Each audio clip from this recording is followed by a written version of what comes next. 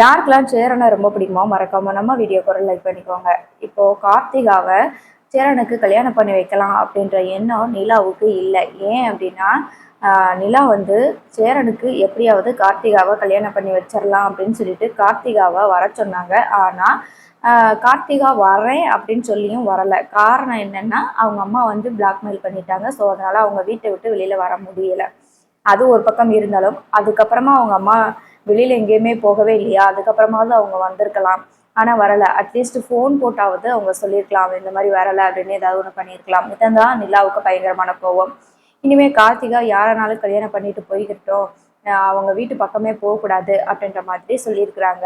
இருந்தாலும் சேரனுக்கு மனசே கேட்கல. எப்படிடா இப்படி நம்ம லவ் பண்ண பொண்ணுக்கு என்கேஜ்மெண்ட்லாம் ஆயிடுச்சு அப்படின்னு சொல்லிட்டு நிலாவும் எவ்வளவோ கன்வின்ஸ் பண்ணி பார்த்தோம்.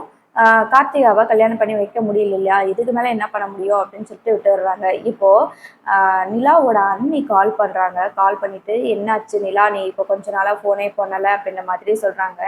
ஆமாம், நீ உங்கள் வீட்டில் உங்கள் வீட்டுக்காரர்லாம் எப்போ இருக்கிறாரு இல்லைன்னு எனக்கு என்ன தெரியும், நீங்களா பண்ணால் தானே பேச முடியும் அப்படின்ற மாதிரி சொல்லிட்டு இருக்கிறாங்க. அதுக்கு தான் சரி சேரனுக்கு வந்துட்டு பொண்ணு பார்க்க போனேன், சோழனோட அண்ணனுக்கு வந்து பொண்ணு பார்க்க போனேன் இல்லை, அது என்னாச்சு அப்படின்ற மாதிரி கேட்குறாங்க.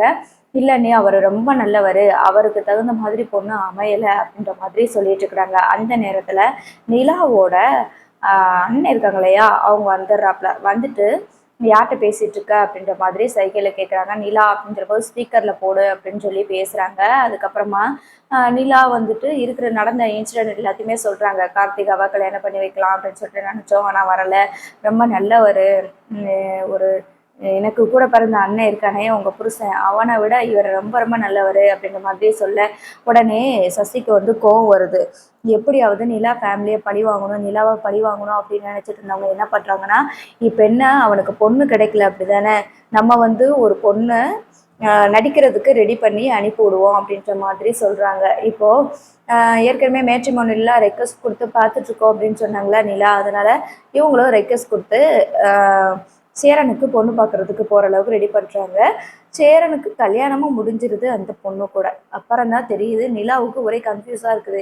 இது எப்படி சேரன் அண்ணக்கிட்ட பேசவும் இல்லை, என்ன பண்ணுறீங்க ஏது பண்ணுறீங்கன்னு குடும்பத்தை பற்றி எதுவுமே கேட்கல. ஆனால் கல்யாணம் பண்ணுற அளவுக்கு வந்துட்டாங்களே, சரி நம்ம அண்ணனுக்கு கல்யாணம் பண்ணால் அதுவே நல்லது தான், அதை எப்படினாலும் ஏதாவது விசாரிச்சிருப்பாங்க அப்படின்னு சொல்லிட்டு நிலாவும் விட்டுடுறாங்க. அதுக்கப்புறம் தான் தெரியுது அந்த லேடி வந்துட்டு சேரனோட குடும்பத்தை பிரிக்கிறதுக்கும் நம்ம நிலாவோட லைஃப்பை வந்து ஸ்பாயில் பண்ணுறதுக்காக தான் நிலாவோட அண்ணன் அனுப்பி வச்ச லேடி அப்படிங்கிறது போக போக தான் தெரியும். அது மட்டும் இல்லாமல் அவங்க சேரனோட சேர்ந்து வாழ்கிறதுக்கு சேரனை பிடிச்சி அவங்க ஃபேமிலியும் பிடிச்சிருந்துச்சு அப்படின்னா கண்டிப்பாக அவங்க மனசு மாறிடுவாங்க.